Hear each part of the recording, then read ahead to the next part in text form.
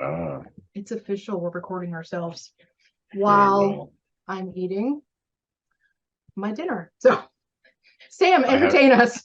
okay. Now All we're not right, even going to let's introduce ourselves. We're just going. We're just going to see how it goes. I'm going to stealth put this out, and people are like, who are you, and why are you talking about the things and eating at the same time? a quiet release. It's the ninja soft launch. Very casual. Right. So I'm going to turn off my mic here too. So hopefully I get my mic levels sorted out. So here we go. Can you see this so far? Because if you can see it, we're halfway there. Okay, so I began organizing tracks for tonight with the goal of creating as diverse a set of sounds as possible. And so about halfway through the process, I realized that this had become a game of oops, all female vocalists. And so from that, I tried to branch back out a little bit, but I promised something jazzy, so we have some jazzy tracks tonight. And after the downer that was Nina Simone's Stars that I ended my last sharing session with, I wanted to end with something more uplifting, I guess. So we're going to go back and forth in terms of mood. I want to start with a very light track here. This is just a lovely pop song that I think should have much more attention than it actually does. We have Catherine Feeney's Mr. Blue. Tell me if you can hear it.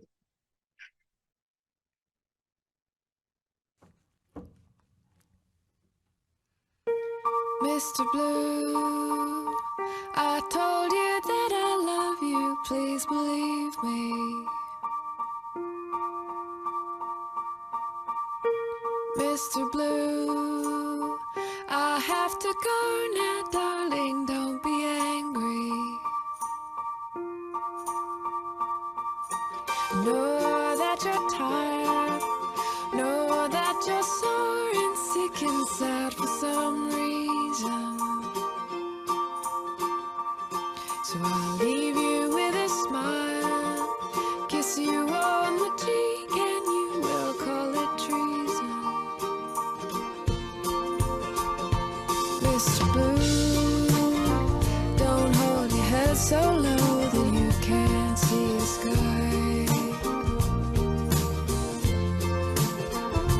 Mr. Blue, it ain't so long since you were flying high. Well, that's the way it goes some days. A fever comes at you without a warning, and I can see it in your face. You've been waiting to break since you woke up this morning. Mr. Blue, don't hold your head so low you can't see the sky. Mr. Blue, it ain't so long since you were flying high. Mr. Blue,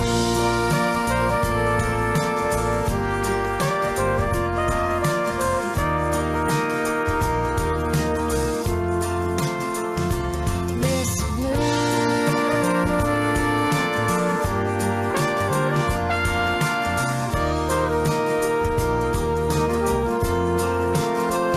Mr. Blue.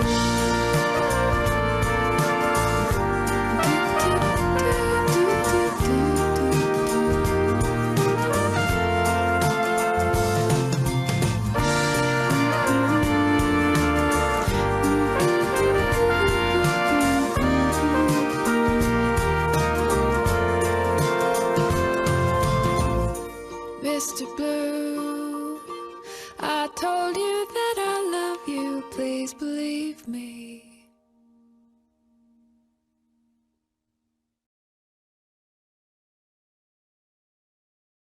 Two thoughts. Not about the music. one, if those were all red balloons, this would have been a really creepy I know. video, or it would have been like a throwback to Nina, Oh yeah. right? Mhm. And then I was just like, how long did they have to practice walking backwards so that the walking forwards could look cool? But yeah, no, I like it. It's upbeat. Yeah. I like. We'll ask Alex. Was that real brass or was that fake? No, that was real brass. Well, Okay, and it sounded I was- real, but yeah, I don't know. well, it gave me like Sarah Bareilles vibes. Like, You know who oh Sarah yeah, A little Bareilles? bit. yeah. A little bit. I mean, Yes. this was seems like it was before her though. I mean, Yeah, when how did old this is come this? out? This video's 15 years. I was gonna old? say this really sounds like early 90s to me. Okay, early 2000. I no longer It know sounds what year like it an is. early It sounds, 2000s yeah, it track. sounds like yes, what you said. Yeah, it reminds me of just all the VH1 I was watching at that time. But it's really peppy. She's It kind of is. nice. It's definitely that voice is like the early 2000s voice. Oh yeah. Just kind of wispy, but she's got good pitch. Mhm. I like the simplicity of it. And Yeah. yes, not depressing. Thank you. Yeah, it's a very refreshing, like very refreshing pop song about like letting a relationship go. I see so many of them that have a very bittersweet flavor to them. And while I Mhm. suppose this isn't necessarily like a joyful examination of leaving the relationship, it's pretty honest. It's saying, hey, we're not together anymore. I don't want that to weigh you down. That's cool. Yeah. It wasn't depressing. And It was that light. bass. Oh, They kept the piano pedal Yeah, the there's entire little- time though. oh yeah. Little walking bass. The that was entire nice. time. Yeah. Mhm. Like that piano, the piano rhythm was the same note throughout the entire progression, Oh yeah. throughout the entire song. It did not change, and I thought that was interesting. Yeah. It's a breakup Alright. song. It's not like raw. It's just like, hey, Yeah. it's a thing. I wasn't sure if you two would have an opinion. Do you like Ute Lemper? I don't know how to say her name. I think you said it right. I don't remember what she sounds like, but I see you have Mac the Knife auf Deutsch. So yeah. Yeah. She's a musical performer. She's done a lot of like Marlene Dietrich style Yeah. performances, but she's garnered a lot of praise for her covers of Brecht and Wild performances. I haven't heard a performance of Mac the Knife like this one before, so All right, bring it on.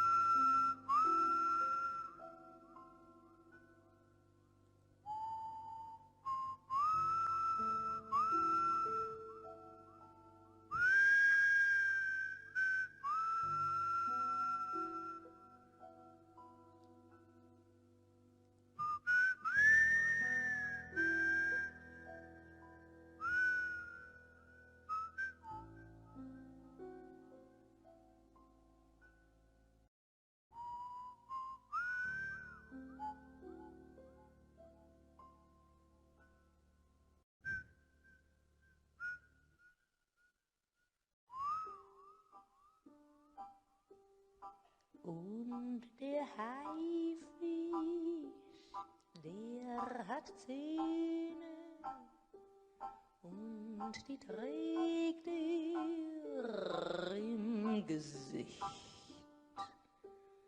Und McGeeth, der hat ein Messer, doch das Messer sieht man nicht.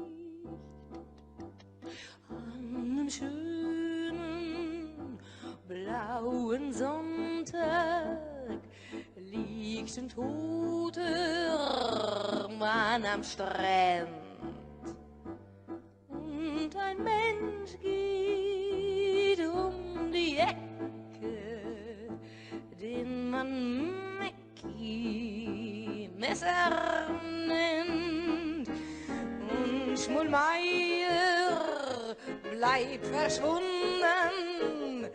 wie so mancher reiche Mann. Und sein Geld aus Mackie Messer, dem man nichts beweisen kann. Jenny Tauler ward gefunden mit nem Messer in der Brust. Und am Kai geht Mackie Messer, der von allem nichts gewusst. Und das große Feuer in Soho, 7 Kinder und ein Kreis in der Menge.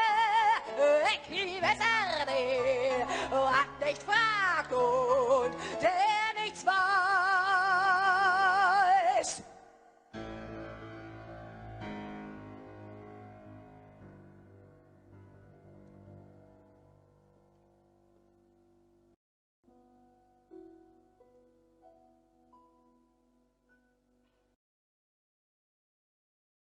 Denn die einen sind im Dunkeln und die anderen sind im Licht. Und man sieht die im Lichte, die im Dunkeln sieht man nicht. Und man sieht die im Lichte, die im Dunkeln sieht man.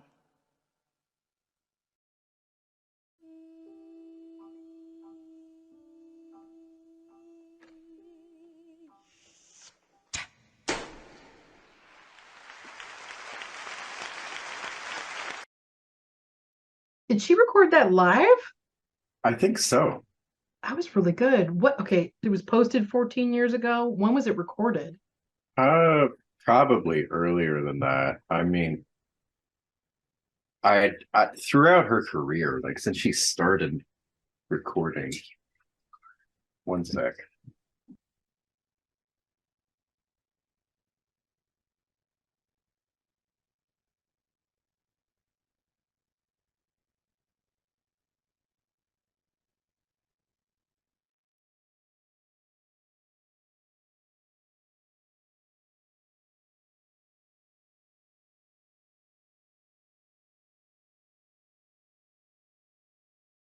Sorry about that. I was just imagining you going like, "Mom, do I have to wash the dishes now?"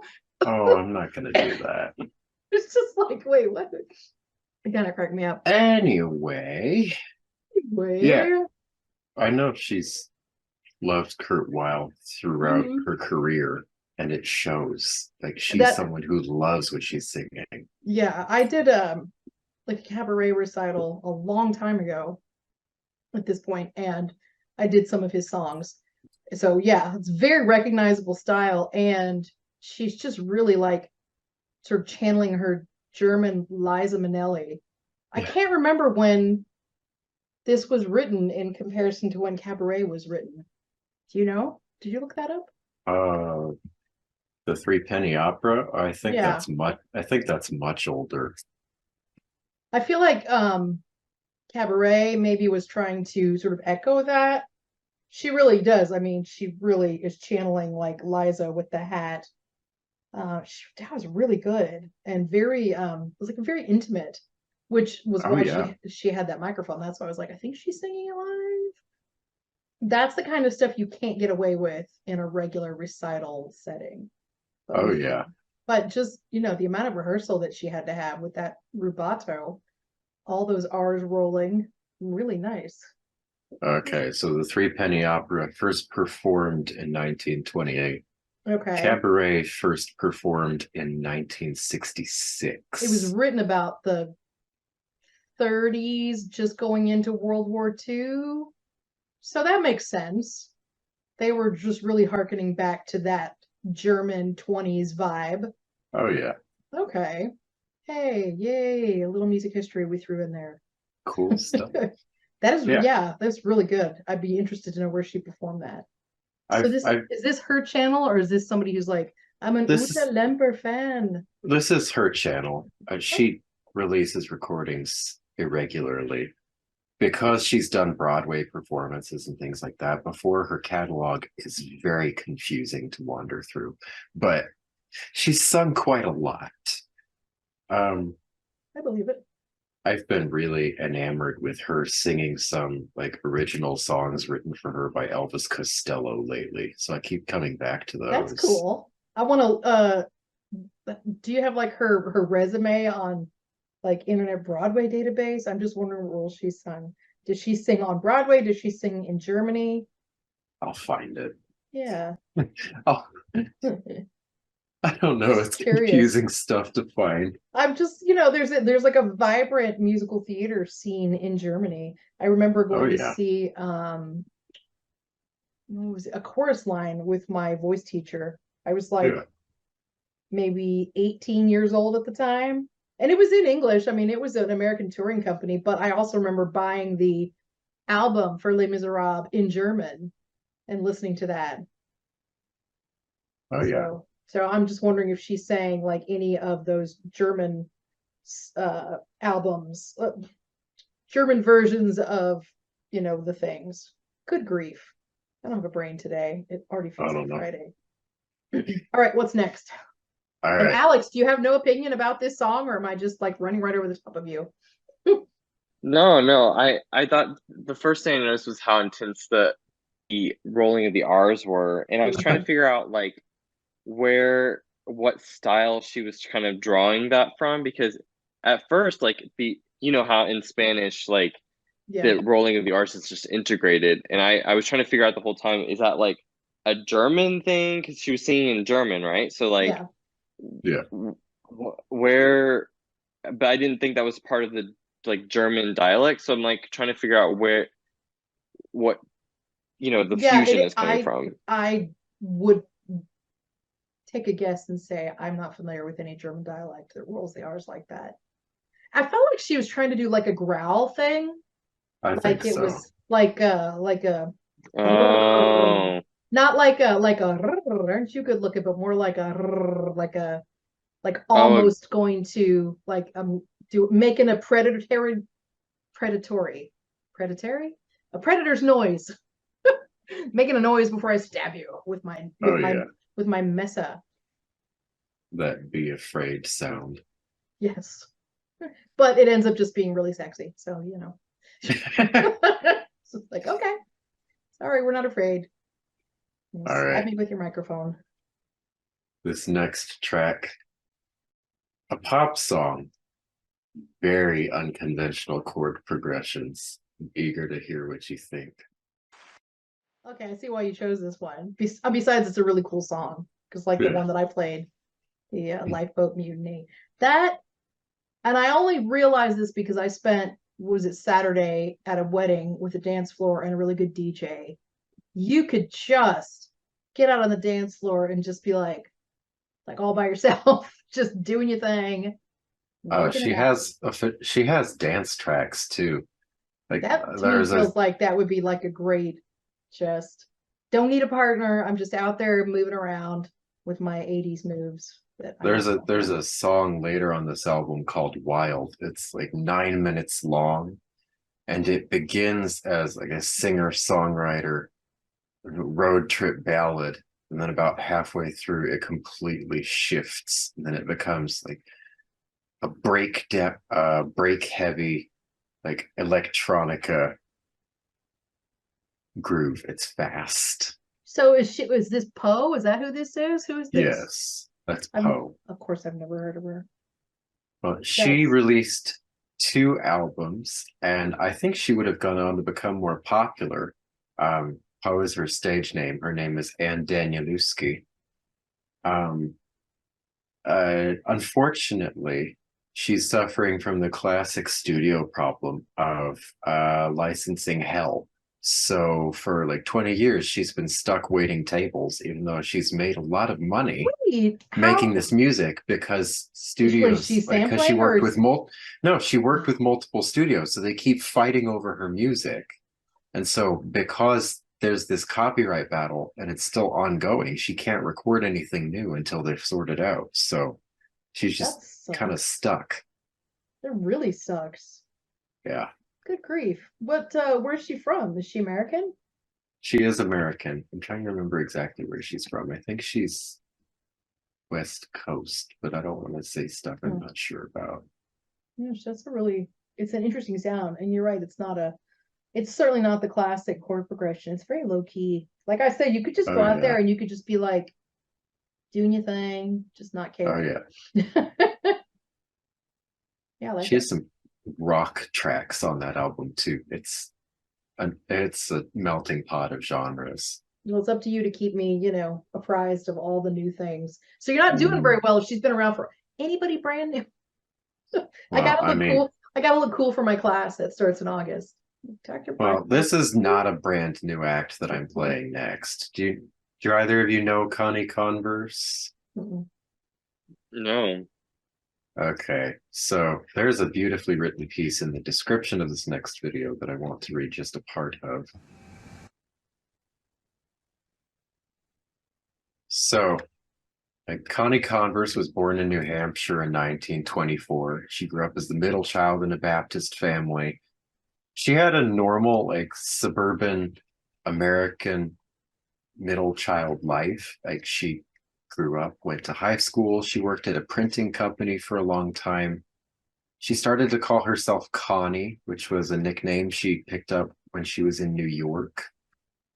She began writing songs and performing them for friends on the guitar, and then she was noticed by Gene Deitch. I can't say the name very well, but he recorded acts like John Lee Hooker, so he was getting into the recording scene in the 30s and 40s, and he recorded some of her songs in the kitchen of his house on some tapes, but like that was pretty much the extent of her engagement with any sort of commercial music recording. She appeared with Walter Cronkite one time on the morning show. So she was in a very strange, a very unfortunate dilemma because Keep scrolling, I'm reading. keep scrolling. Okay. I'm listening also. She was in an unfortunate dilemma because she was a singer-songwriter, independent folk singer, female folk singer in the 1950s.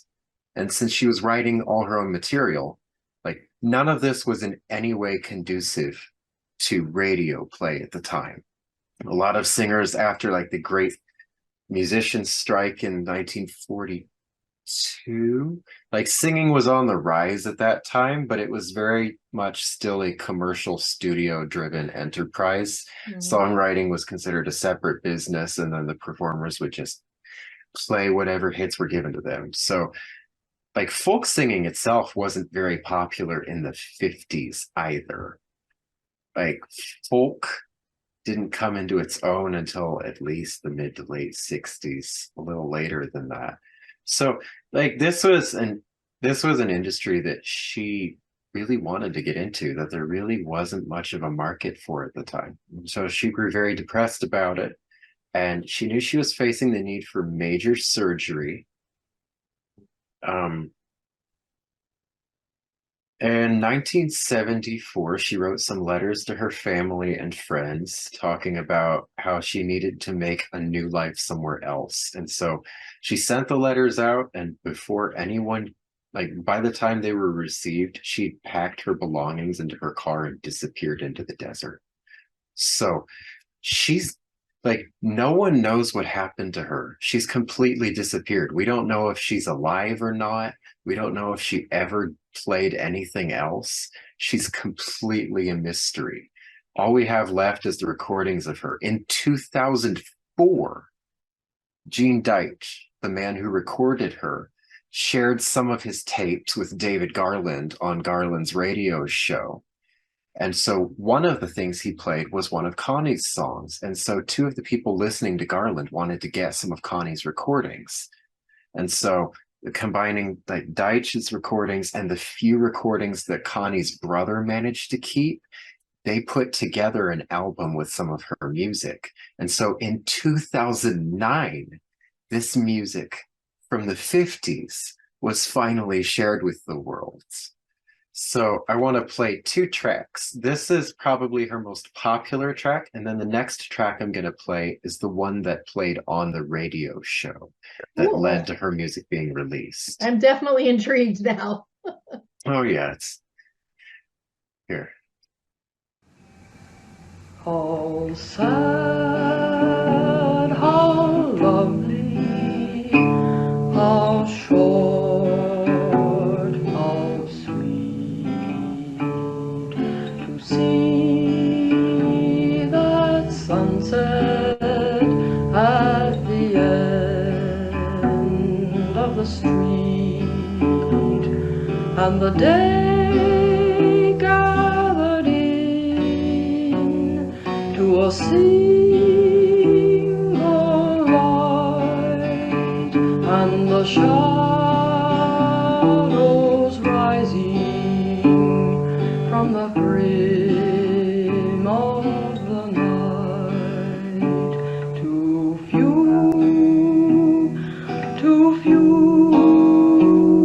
are the days that will hold your face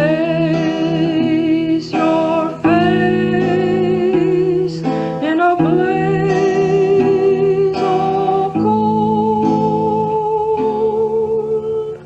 How sad, how lovely, how short, how sweet to see that sunset at the end of the street, and the lights going on in the shops and the bars, and the lovers looking for the first little stars, like life, like your smile, like the fall of a leaf. How sad, how lovely, how brief.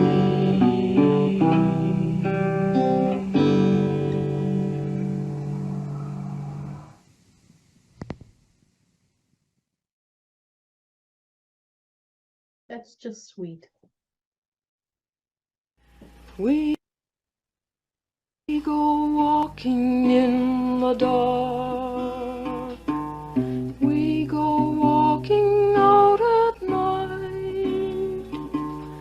And it's not as lovers go two by two, to and fro, but it's one by one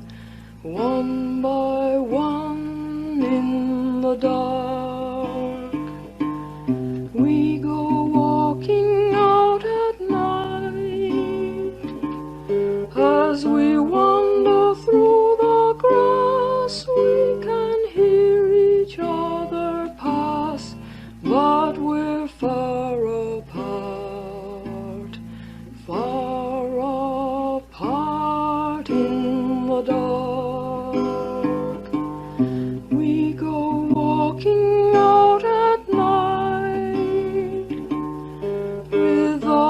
are so dark and tall, we are lost past recall. If the moon is down, and the moon is down, we are walking in the dark.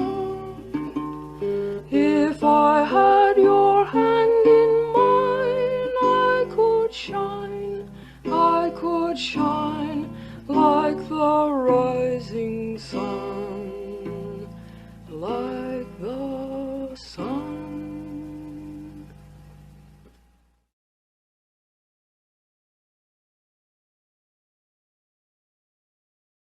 That's sad.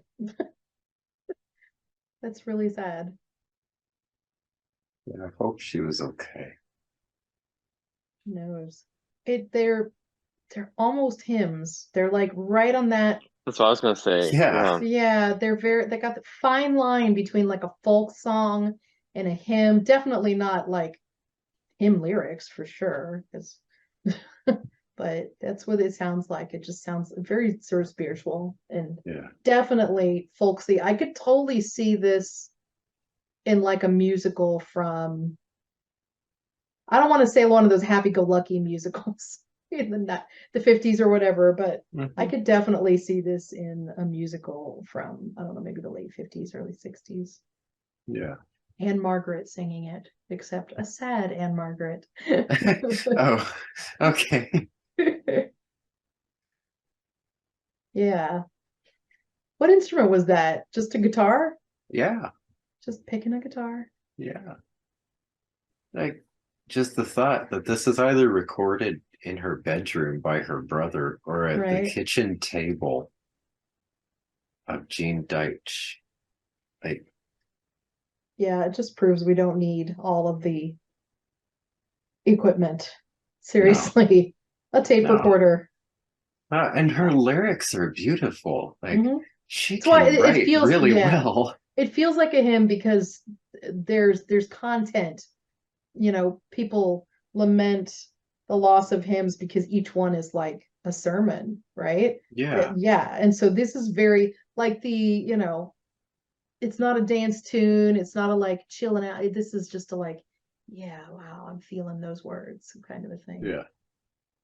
And sad. I can't imagine. What year did she disappear? 1974. So she was in her 60s. Um, She's born in maybe her late 40s, 50s. I So think she was what year was about she born? 20. Oh, uh, 23? So 20. she would be 90, no, 24. She's born in 24. I think that's what it said. So she'd be 99 right now. Yeah. So, okay, yeah, that makes sense. She'd be like in her 50s-ish. Almost 50. Mhm. What a horrible being freshly 51, what a horrible place to think about being. Just Yeah. disappointed, just driving away and never communicating with anybody that you know again. That's sad. It does warm my heart to see how many people have had genuine, like, emotional responses to Yeah, I really like that her last one. music. And I don't know who put this together, but those visuals were really interesting. It said it was from a theater, the Luminous Playhouse Playhouse Theater Theater Company. We go Like they got all these vintage 50s dolls Yeah, and like just did this sort of, yeah, it's, made them not creepy. I was gonna say it's like a step away from being creepy, but instead it's just like sad. It's Yeah, just like sad. that last image in the distance right here, That says a lot. that does. Okay, All but right. it's time to cheer me up, man. That was really beautiful. Like I could Okay. listen to that and just sing along. Oh, Plus, yeah. I just like her voice. What's going on? we Stop having fits. Okay. Alex, do you know Mitski? I've heard of Mitski, but I've not like invested a lot of time into listening to Mitski. Okay. So I'm ready. I think you are going to be really into Mitski. Let's do it. No preface necessary. Ah, ah, ah, ah, ah, ah, ah, ah. I am hungry. I have been hungry. I was born hungry. What do I need? I am something.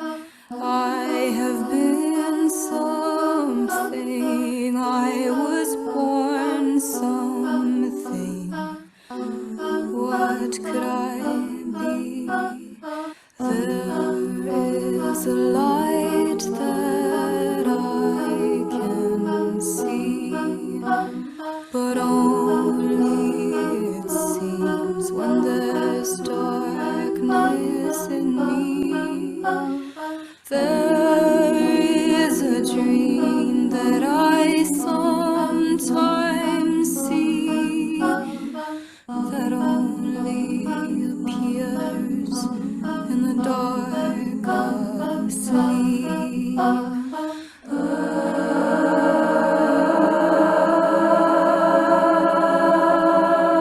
I am waiting.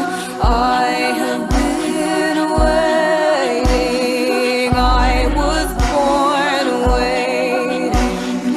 I was born waiting for that something, just one something. I was born something. I was born. There is a light.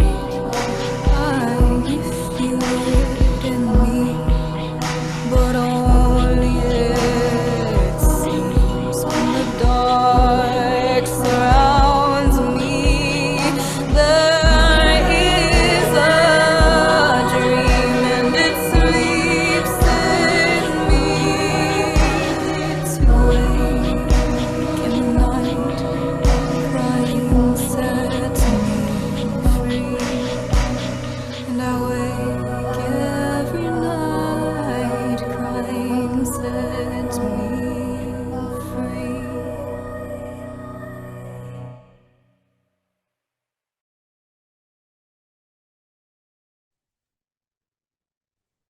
Yeah, so yeah, think? so again, like it's very hymn-like. Yeah, we have a theme running here. Right.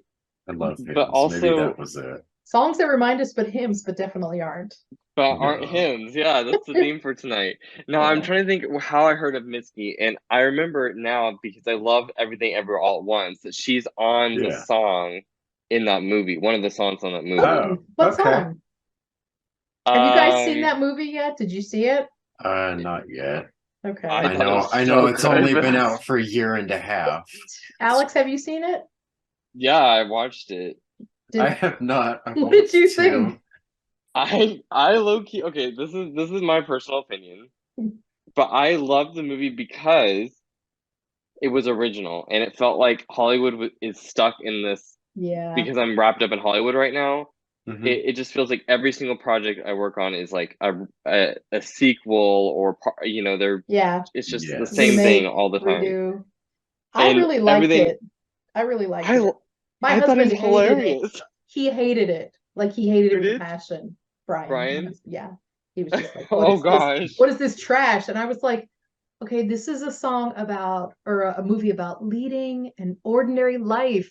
It's about appreciating like the simple things, like hanging out together and doing your taxes and doing your laundry. It's about relationships. It's about Yeah, mothers and daughters relationships and were the wives and biggest thing. husbands. And he was like, oh, okay, Mhm. well, okay. I was like, yeah, no, it's totally, it was so much more than it was on the surface, but on the surface, it was just really interesting. I have to say though, Whack.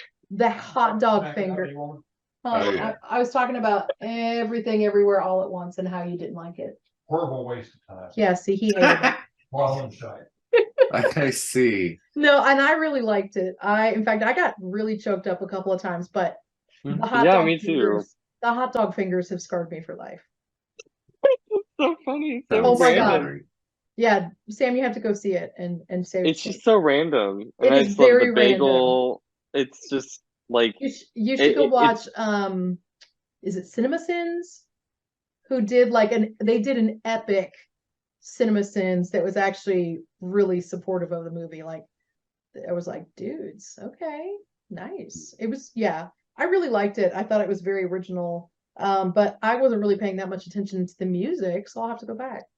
the soundtrack. I mean, the soundtrack in general is kind of like meh, Yeah, but like the song I that didn't come out Mitski, humming the soundtrack. I was like, oh, whatever. same. Yeah. The song that Mitski is in is "This Is a Life," Okay. and I can't remember if that appears like towards the end. I feel like that's towards the end of the film, but I'll put it on my uh, playlist.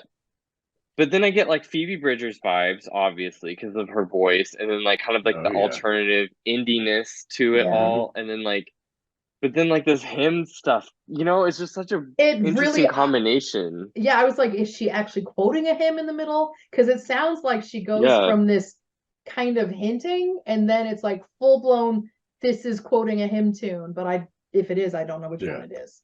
It sounded like legit. There was a couple spots where she would just move into what felt like a hymn. hmm. And if it's, yeah, I don't know what it is, but yeah, it's interesting. Well, here, I'll throw you a twist. I picked two Mitski songs. These are the first two songs from the same album. I'm gonna play the second song from the album now, and you get to compare. Okay.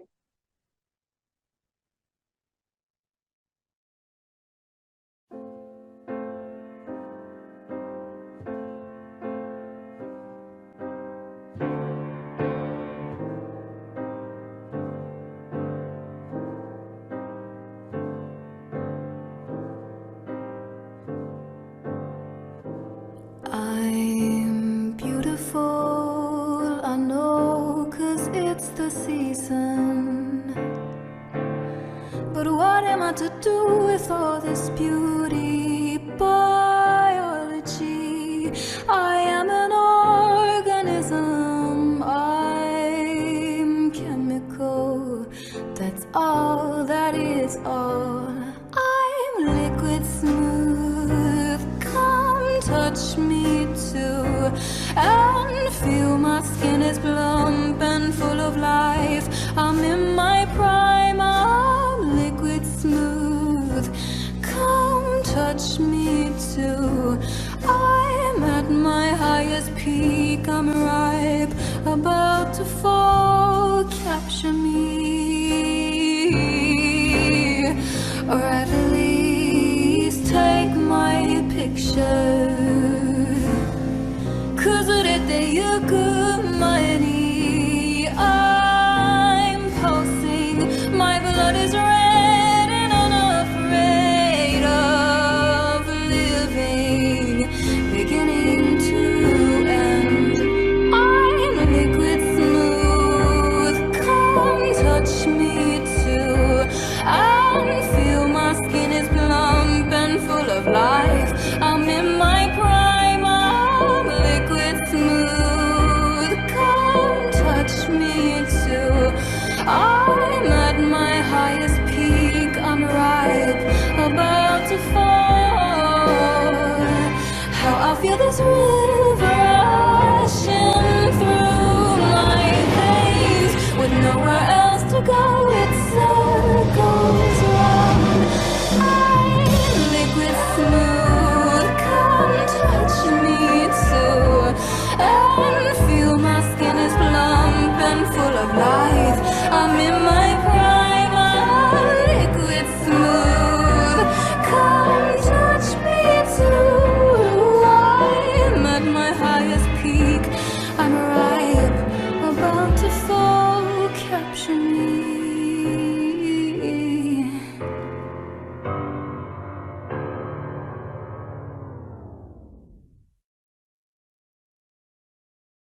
I forgot to say on the other song, there was like an Eric Whitacre moment where it was just really beautiful, like crunchy chords. Yeah. This was just like totally, it's like, okay, yeah, okay. Now James Bond just came out and Mhm. it's the opening of a Bond movie back when they didn't. I promised Totally. jazz. Yeah, it was just also kind of weird, but in a cool way. Oh yeah. Interesting dissonance in this one too, because Yeah, it starts out definitely. like it almost sounds like the piano and her voices they're in separate keys, so it sounded like Yeah. like a contemporary art song, you know, from Mhm. Yeah, no, yeah, I'm just wondering, I'm like, right? who produced this? I'm when was this record? I mean, it's pretty recent, right? It's She's got like 1.5. 2012 or so. Okay, it's not that recent. I'm curious to It see should be. I would love to see a comparison of like sort of this kind of avant-garde. This isn't really pop music at all. This is just it's quirky. I guess what, like you said, like an indie vibe. Yeah. I'm just, But I'm this is wondering how much that has changed since people started being able to just sort of do their own producing. And I wonder where she recorded it. She's got one and a well, half this was million before subscribers. So Mhm. Yeah, Mitski's doing pretty well. yeah. this was before Although I Billie gotta say Eilish. that my gardening channel that I watch is almost 2 million subscribers. So it's all relative. But I really seriously, right? Mitski or gardens? Don't ask me that question, man, because you know what the answer is going to be. Just saying. Okay. No, I'm kidding. Yeah, see, But the I name do. of No, I like it. I like it a lot. the name of this album is Lush. I think that's the perfect term to It describe really- the production in this album. It Like, yes. In a word, yes. It's ripe in a good Yes. way. plump and full of life, like Yeah, Mitski says. that's an interesting. I'm listening to that just like Yeah. I'm so not liquid smooth. Mhm. Jeez. Oh man. Yeah, and like I tried to find a good live recording of this that featured the full Yeah. ensemble, and I couldn't find one that didn't have a very loud and passionate crowd singing with her, Yeah. which no, is I cool appreciate too, you. but you need to know the song first. Oh, and did you She's like I've really got my wild to see live. I brought my microphone and my little headphones so I can actually hear what we're listening to now. So Nice. I'm Okay. in business. Yeah, I like that. You might know this next track, you might not. It is a Grammy winner. Not the live performance, but this song is in Urdu. Think about what it takes to get an Urdu Grammy winner. So is it I don't even know, is that a language or is that a Yes, she's okay. Pakistani. I thought it was a It's language. sung in Urdu. Hi, just call me ignorant. I was like, I think that's a language. Right. And she won a Grammy. What year did she win a Grammy? A few years ago. I'm gonna double check. This is just, Okay, I'll find it. In the meantime, let's listen.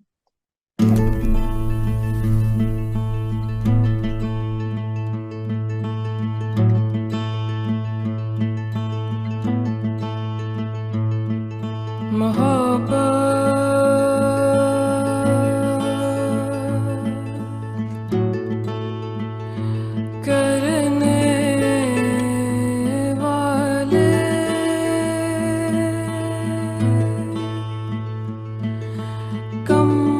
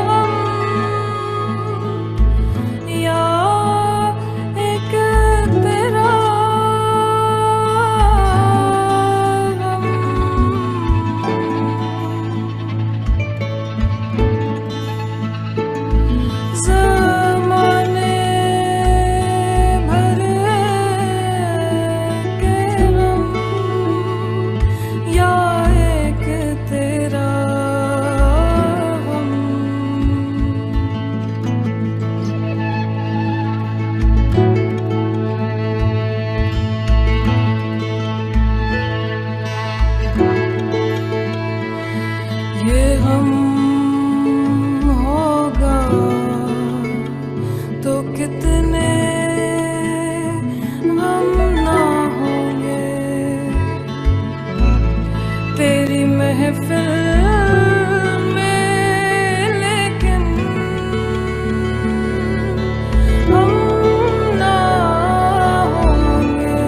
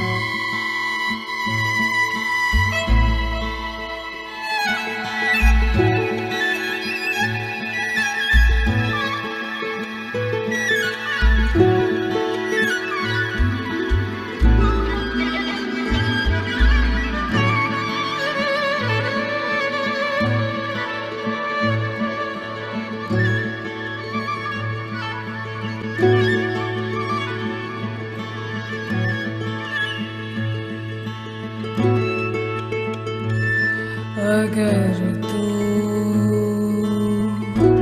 इत्तेफाकन मिल भी जाए, अगर तू इत्तेफाकन मिल भी जाए,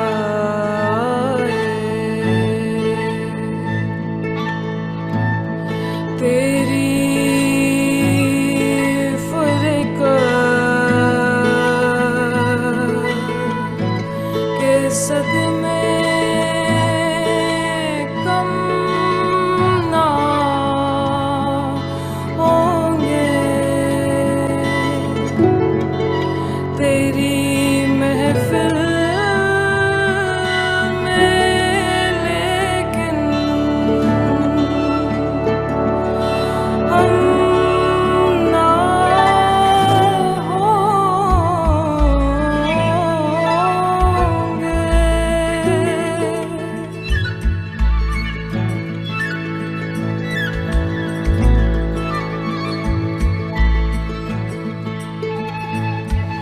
मोहब्बत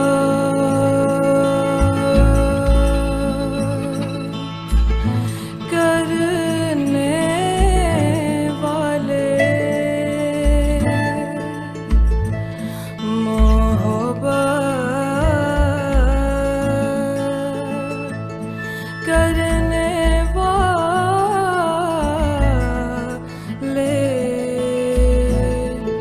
कम ना होंगे।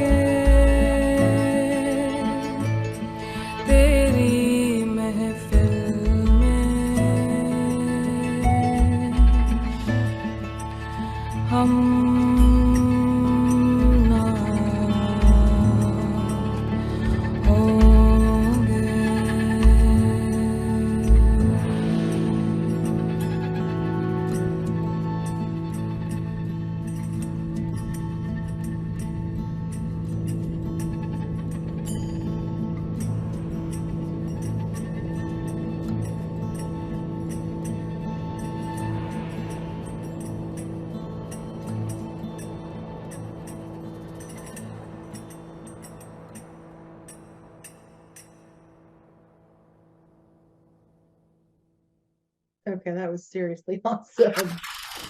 So, is that the song that won the Grammy? It is, yeah. She won it last year. She won the Global Music Performance Grammy. What And I last want, year, what's the translation? Can you pull that up? yes, I did that. So the word Mohabbat means love. Hmm. So the refrain that she comes back to means something like seeing how you have ample lovers around you, or knowing that the number of lovers surrounding you will never be fewer. I Mhm. will not be one of them. Mhm. This is sad as I love you the most. The sadness of this is equal to the sadness of all the world. And were there not this one sadness, how much happiness would there be in this world? And even if I do somehow get to be one of your lovers, the sadness of my time spent in separation from you will be all that consumes me. I will not be one of those lovers to you. That totally fits. It's really interesting. Number one, is it normal for her to do it with that violinist? Because dang. I know, I was That was admiring really his cool. work. Like, what? I think, Alex, tell me if you agree with me. Sometimes I can watch like a popular music, whatever, non-classical music with a like a string player. I can be like, okay, they play the violin or whatever. That dude Yeah, has some, okay, I'm a he has classical music snob. chops. Yes, just really, and it was interesting because he was pulling out so many different like timbres and like he really had a solo and it was really echoing her, but then it really developed into no human voice can make these sounds. It's the violin having a moment. Yeah. Some harmonics in there. But it was really interesting to me because of how much I love Bollywood music and just the sound. And she never went up into what I associate with them. And I know Bollywood and Pakistani is not the same, but she wasn't up in that sort of that sort of No, nasally spot that it just really, but then this wasn't a Bollywood style in the sense no. it's very much not a happy love song Bollywood style. It was, yeah, you could feel it. I was getting chills. Like that was some gravitas in that, and just what a nice Yeah. voice. And Just apparently, hmm. for the studio recording of this track, she produced it herself. Okay, no surprise there. Yeah. So yeah, give that a Grammy. So Genius, what, they have studios where people just stop by and like make a I recording. mean, That was yeah, a live record. Dang. I know. That's that's a long song to do and just go in there and just drop the track. There you go. Have a nice day. Pressure for the violinist too. Right? That you have Who to was carry a full that? suitcase to that performance. Right? Darian Donovan Thomas. That was really cool. I like that a lot. Oh yeah. Okay. This Yeah. next track I want to show you is a little bit of an underdog. It had like a modest flux for a brief time. The song had like 15,000 listens on YouTube, but since that there hasn't been much traffic since then, so I think it's going to stay where it's at until he comes up with something that seizes the algorithm again. This guy is Grayson Jarvis. Grayson is an independent composer.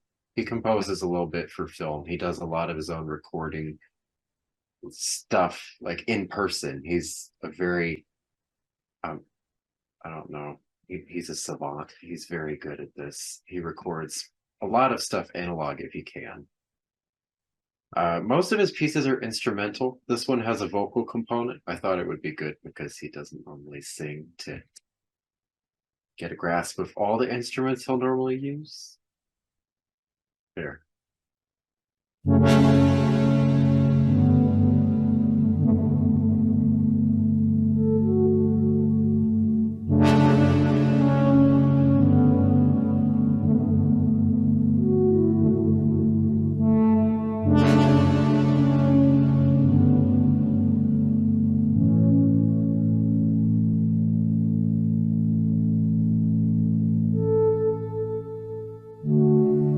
Goodbye, so long.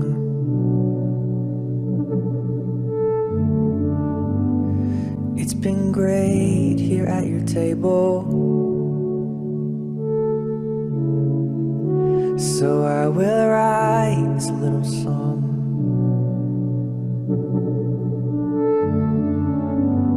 just to show you that I'm grateful.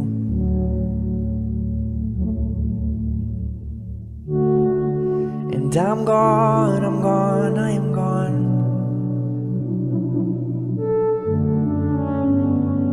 Because of you, I remain stable.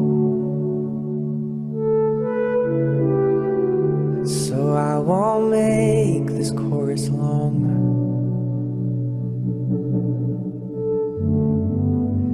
Because words, they are not able.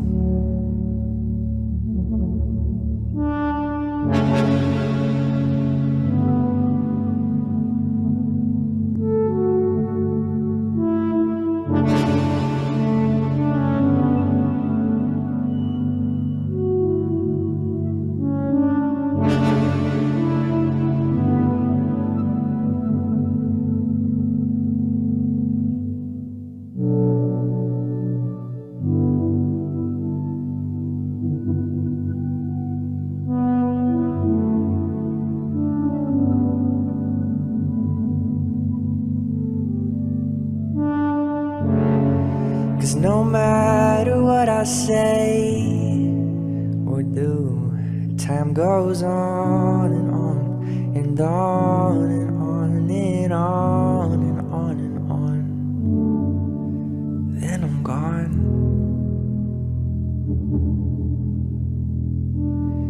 Then I'm gone.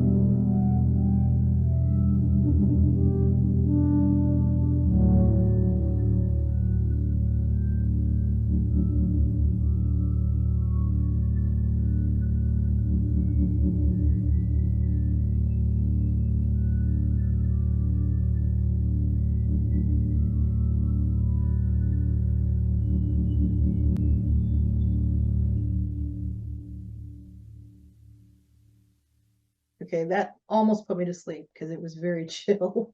Indeed. Just like, yeah, okay. Hmm. I was No. like really impressed with the harmony, actually, Oh, yeah. because like in songs like this, kind of like these sort of indie, because you hear them a lot on like I've been hearing a lot of these like kind of used on like content like vlogs or that sort of Yeah. thing. Like it'll be featured in something. It's like they're driving and it's playing something like this. Yes, that's exactly. That's like you're driving, there's like a sunset, there's something, you're having your thoughts. But Yes. this harmonically was way more interesting than any of those because I was listening Oh, to the yeah. chorus trying to analyze the dissonance and kind of like the burst that there was like a burst, like a chord burst, and then it would follow through with a really like intimate dissonant chord. And I thought that was really I thought that was just really interesting. I was really kind of drawn into that, analyzing like the harmony. It's just Yeah. I don't hear that very often, you know?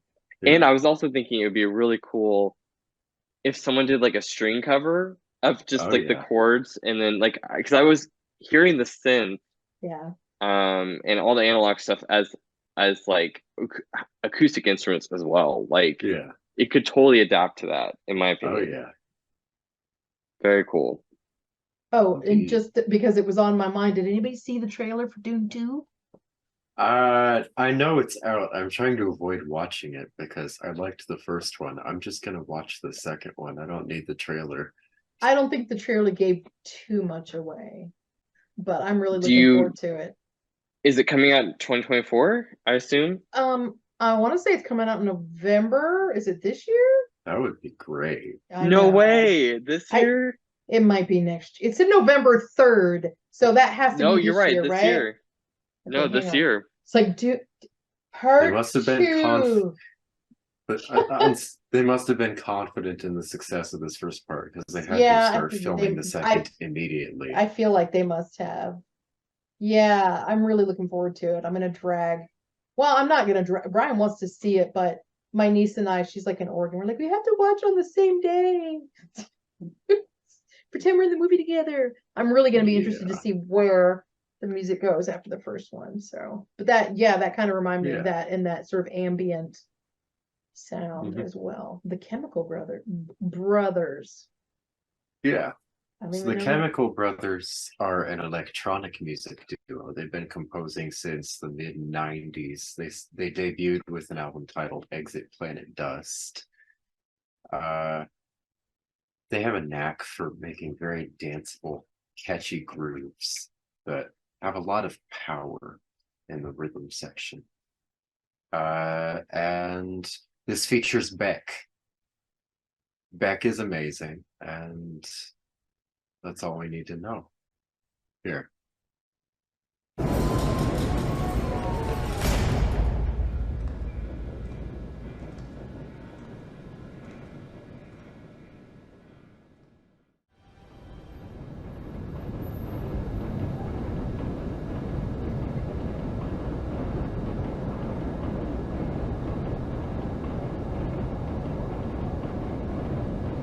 Is it like all credits now? Is there like 2 minutes of It credits? is, yeah. Okay, just checking. That was interesting. I feel like that's one of those songs that I wouldn't really pay attention to without the visuals. Was it meant to go with the visuals? It's probably Because partially together, made and then they tweaked it. yeah, that's like together, that's a work of art. Oh yeah. I mean, yeah, it's not quite Gesamtkunstwerk, but it definitely they belong together. That's like that's a work of like media art. Oh yeah. Because it's not just dance and it's not just the music, it's this how they sort of took pieces of her. That was really kind of dark, but A little bit. she never looked like sad or like she was, No. like there was that one moment she's looking in the mirror and like her whole self is behind her. Oh yeah. I'm like, ooh, like you could write a paper on that one right there. Yeah. That was interesting. I liked it. Yeah. I think it's a cool way to use modern dance, which That's I'm like that's not hugely attentive to, but I love how all of her movements were like highlighting the transformation. yeah, no, she wasn't doing like cool pirouettes and stuff. It was very much just a very modern dance piece. That's the pinnacle of like YouTube. That's what YouTube should be doing. I When it know. comes to like visuals. That's why, there are songs that I've saw on YouTube, and so when I listen to them, it's that interpretation, that visual. So that one definitely for sure. Oh yeah. And I see you've got the Dimash up. I do have the Dimash. But you've also got what, the original, maybe? Or one Not of not the original, a different one. I played that for you and Alex, but I didn't play it for the class when you were in it, did I? I don't think you played it for the class. No, I played it for you guys because when Yeah. we were in the class, we listened to that French dude, Philippe Jarouski, who's amazing. That's right. My cat is like trying to get my attention. So what I wanted to focus on for the next couple of songs, we're nearing the end now. You went all out tonight. I know. You need I to- have 3 songs left. I have these 2 I see that. and then an ending. I was just thinking, you need to send me the links. Because Yeah. I'm gonna put them. I'm gonna do the YouTube. We'll link them down below. Fair enough. And I have to figure out how much of the songs I can leave in. Some of these that are just very well known, I'm probably gonna have to cut down so we don't get Yeah. yeah. But I was also thinking it might be cool to start like a playlist, like a Spotify playlist Oh yeah, of like just whatever we listen to. the 'Cause music this club would- shuffle. Yeah, put it on shuffle and just let it keep going and see where it goes. Oh, Dimash, we love you. Okay. So For those what of I, you who don't know. what I wanted to do here was focus a little more on the piece itself. I think very often this recording is focused on just because it's an excellent way for Dimash to showcase his technical prowess. Like, he is a stunning voice, but all of the discussion about this piece Stunning. is, yeah, all of the discussion here is focused on his technical skill. Yeah. And when he performs it, you can see he's showing his prowess. It and is it's a stunning to showpiece listen for to. sure. The next recording I have, Mhm. the singer is definitely not as vocally tight, as adept as Dimash, but he really cares about the piece. And he's singing it in the musical itself from Starmania, where SOS is taken from. I So, just love the words of the song. And Oh, it's yeah. so singable. Oh yeah. yeah. I'm gonna have to mute so I can sing along. Okay. All right. I'm going to play this one, and then I'll play Norman Gruhl. I can't say his name. I'll play his rendition of it, and we can compare just the effect it has on the song.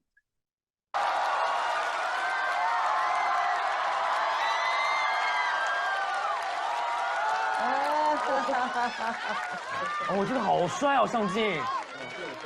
我觉得有点像林志炫啊。加油！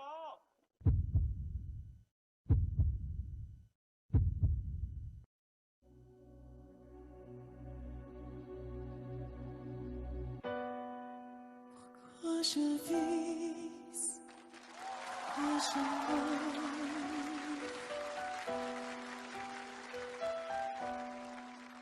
pourquoi je ris, pourquoi je pleure. Voici le SOS d'un rien en détresse. J'ai mûri, pierre sur terre. Pourquoi me prendrais vos âmes seulement dans ma peau? Il faudrait voler dans la voie. Si je pense à tes là-bas, seulement dans ma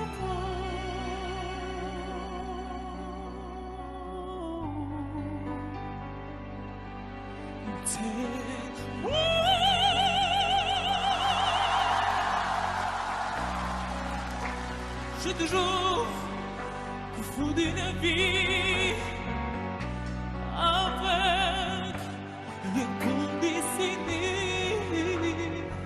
Je crois dans zombies, tu es à ma force. Je sens quelque chose qui m'attire, qui m'attire, qui m'attire. Voler.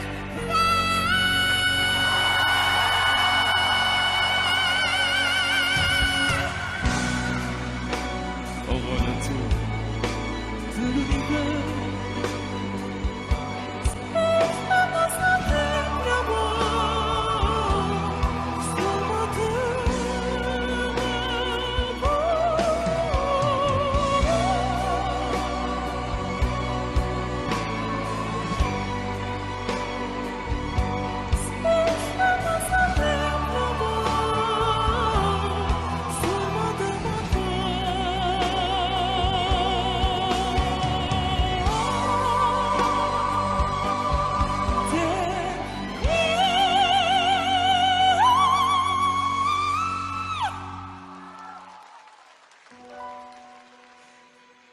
Pourquoi je vis, pourquoi je meurs,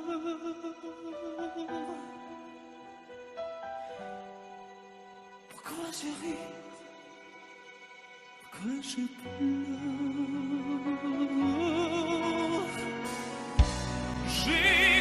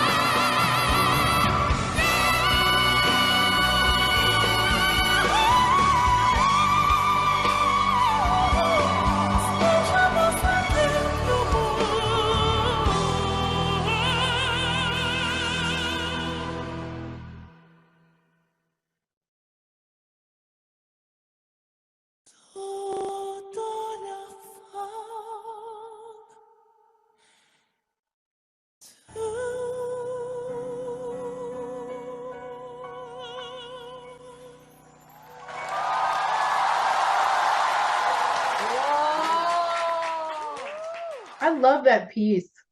Oh, I muted myself. I love that piece, man.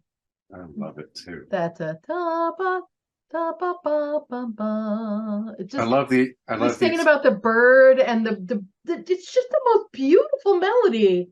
And yeah, it's gorgeous. And he sings the crap out of it. he does. Oh my gosh. He's like just, he makes it his. yeah. This is Just his the range resume. too is crazy. He's I just got a know. really good command of his voice. He's extraordinarily musical, which is not always the case. I hate it when people like Mariah Carey. Okay, blah. Yeah, she's got a wide range, but she's not musical like that. Yeah, okay, big star, whatever. She says, "Huh, I'm gonna sing it again up 2 octaves. Right? I'm like, that doesn't Someone actually else make will it sing better. the bass." Right? Dimash is like, I'll sing it all. Mhm. And I gotta respect how he just plugged on through COVID and just kept doing these produced videos. And he does a lot from his homeland. Oh, where is he from? I can't remember. Ugh. Shoot, I completely forgot. Where's he from? Do you I remember? don't remember. I don't remember either. But yeah, he does a lot of songs like in his own language, and he's just really. I feel now this is where it's just sort of being American and just being like completely oblivious to. We forget that other countries have their own music scene, and Sure. like I think Nina is probably a great example. Like one-hit wonders in the United States. That doesn't mean they weren't a huge like star in another Absolutely. country. So That's actually a pretty good point, because yeah, this song was really popular in France yeah. for decades before Dimash sang it. Oh yeah. So it's just really interesting to see the influx of people who listened to Dimash's arrangement and then discovered that, yeah, this has a really big legacy and there are lots of people singing it. Yeah. So this arrangement, it's a great piece. I mean, obviously he's not going to have Dimash's range, but like he's acting too. Within And the this is- setting, he's grieving. This is this in is the a middle of the live- musical. So this is a live performance in the musical? Yes. Okay. Yes. 1989, the year I graduated from high school. Very nice. A minute think- ago. I think Starmania was written in 74 or something like that, but That sounds about right. I don't know. There have been infrequent productions.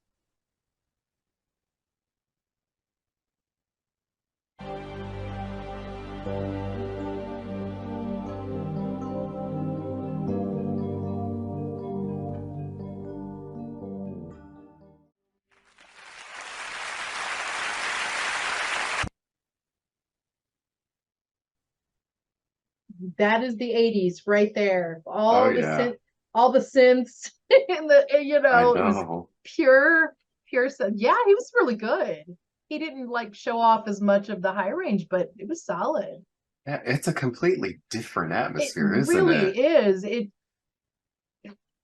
The song is still amazing. It's just it really is a great example of how the accompaniment makes a huge difference. Hang on. Oh yeah.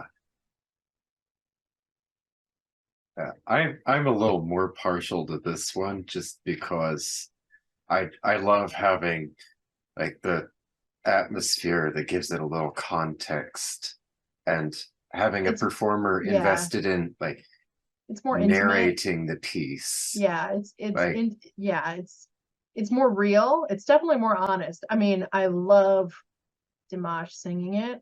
Yeah.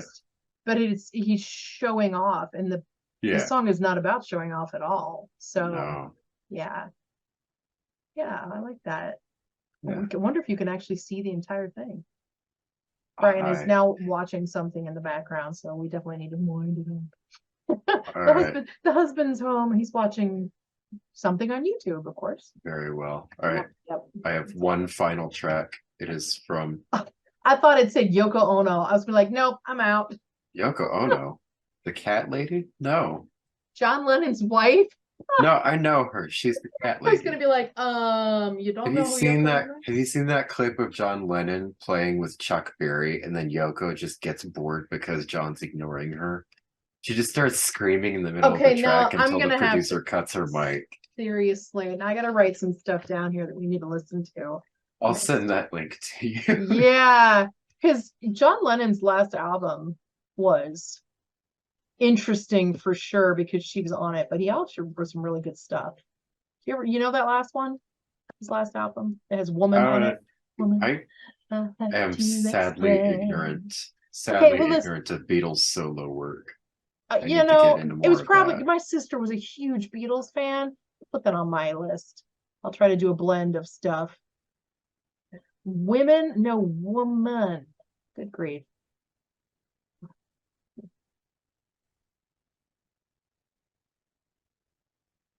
Write that down. All right, I'm ready. Hit me with it. All right, I have one final piece. This is from Cowboy Bebop, which is a television show with a masterful grasp of atmosphere, with Japanese tribute to American jazz. The context you need, because this was made for a television show, is that this piece begins as an ode to memories that no one wants to come back to, but they need to think about. And then it ends as like a sending off, burning the Viking ship sort of ceremony. What show is this supposed? Was it written for a show?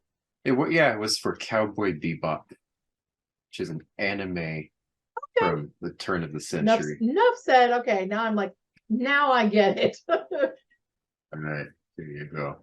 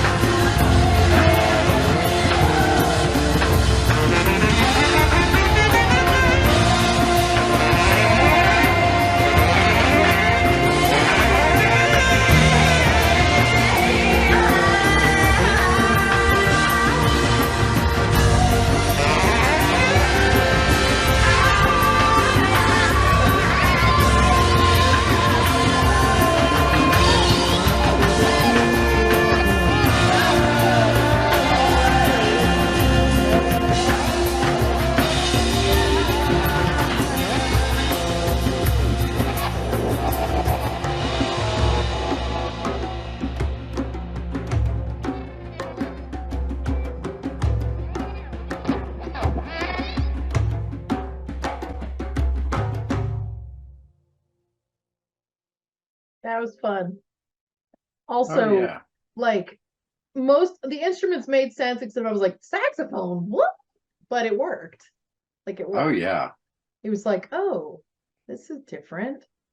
Oh yeah. And it was the visuals were interesting. I'm just wondering when did they record that? Okay, 2020. Virtual session. Okay, makes total sense. Oh yeah. Coming as we are out of that insanity, it just you watch that and you're just like, oh man, people making music together but not together, and I'm getting all like, oh, There's so much together. life in that. Yeah, they're really, yeah, I agree. Yeah, it's very laid back, but hopeful. That was definitely not a sad way to end our tonight's music list, Good job, Sam. right? Okay. Kind of like, I'm just kidding. That was a really good ending. yeah. I Not like, depressing. not Okay. depressing. I just saw that they made, remember that one night we listened to the stuff from the movie with the twin brothers that like one's a abortion doctor, I guess. Remember Oh, that? you mean the Dead Ringers? Yeah, they made a overture remake I of that. played. And I just remember, Really? yeah, with Rachel Weisz. And I just saw that like trailer the other day and I was like, okay, not watching that movie. I mean, literally that music you played for us with the visuals, I was like, nope. Okay, that's interesting, but nope. And I certainly don't want to watch a remake. So this was yeah, I just, some of the stuff we listened to, I'm like, maybe not. They But are this was remaking it yeah. And as it a looks like TV series. yeek. And How just on like, earth are there going to be enough? How is there going to be enough content for a TV series? is it going to be like one season? Well, it looks like it's going to be 6 1-hour episodes. That's still a lot. The Yeah, movie's not quite 2 hours. And it's pretty Yeah. fast. It looks like Rachel Weisz is gonna like just Hmm. really, the woman can act. I still remember seeing her in The Mummy, like in 1999 when I met Brian. But yeah. But I like this. This was a nice way to just kind of be like, yeah, feeling it. Okay. I think this And- was a good order. Imagine if I ended with like Connie Converse, though. Uh-huh. Yeah. We could have ended with the Pakistani song though. That's Mm. really cool. Do you see that it was on Obama's like 2021 Oh, yeah. summer playlist? I was like, okay, Yes. okay, we can share taste in music. Yeah, I really liked it. It's interesting. So yeah, a lot of different stuff on there. I liked listening to the original of the Dimash song, the Yeah. SOS d'Entraînement en détresse. Just an interest. I gotta go like read up on that musical again. And it was also, I was listening to it thinking about auditioning for Sweeney Todd. And I'm like, I'm auditioning and like Are you doing it? Yeah, I'm totally gonna audition for it. We'll see what happens. I'm at a completely, I'm now a totally different person auditioning. I'm just like, I hope I remember all the words. Like I have trouble memorizing stuff now. Yeah. So I've been working on it. I was like, and it's a character role. It's not like let's sing beautifully. So I was singing at times like, oh, I should probably start practicing that a little bit more. So maybe we'll have to watch some more Sweeney because it's One star. I actually stumbled across, I'll put that on my list for the greatness of Sondheim. There's a coaching session of Sondheim coaching like in the 70s, some musical theater students. And I'm always love hearing the original composer, the original director, talking about their work and directing a scene. And he didn't just write fantastic music. He wrote scenes. Like he knew how to build a character. I guess that's why I don't listen to a lot of musical theater anymore, because it's like you got Rodgers and Hammerstein, you got Stephen Sondheim. You're like, really? Who else do I need to listen to? I mean, as much as I love ABBA, Mamma Mia does not mean that's not our. Like, I mean, how many modern musicals go beyond just a concept, though? Yeah, I don't even It's know like someone comes anymore. up with a pitch for a musical, and then the characters themselves are not memorable outside the roles that they play in the Yeah. story.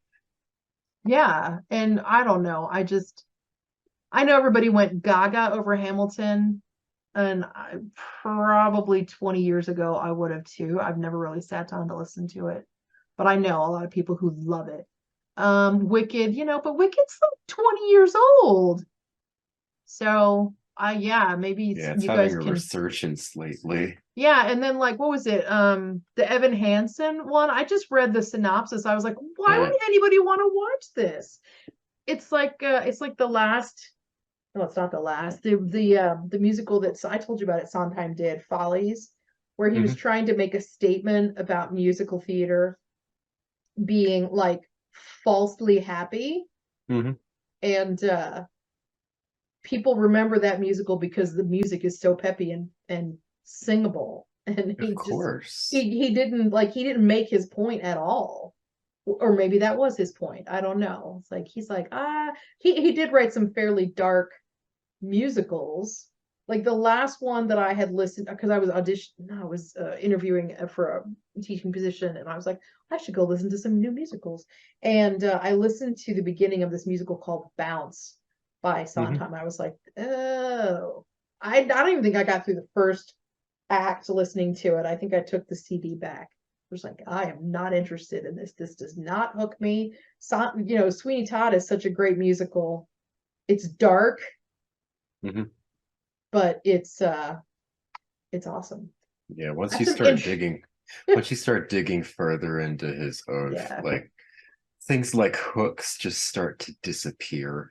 hmm If I, you know what, if I get the role, I'll have to talk more about the character of Mrs. Lovett, because it's very interesting how I looked at her when I played her in scenes when I was Mhm. like 22, 23 years old versus the way I look at her now. I was like, Mhm. wow, I can connect to this character except for the part where she's an amoral murderer. So I might have to we might have to do a little character analysis of Mrs. Lovett if I get that part. And Oh if I yeah. don't, it's all good too. We still might do it because I mean I'm just like, wow, like I've got a lot of thoughts about Mrs. Lovett and what motivates her. And it's not the same as when I was like 22. So anyway, Yeah. this was a good selection. So our first, if you guys are cool with it, I'm gonna be like, hey, strange people, here's us three strange people with our Yeah, I'm fine perspectives. with it. I'll email you the links and that clip because it's precious and it needs to live on in the memory of every human being. John, Yoko, and Chuck.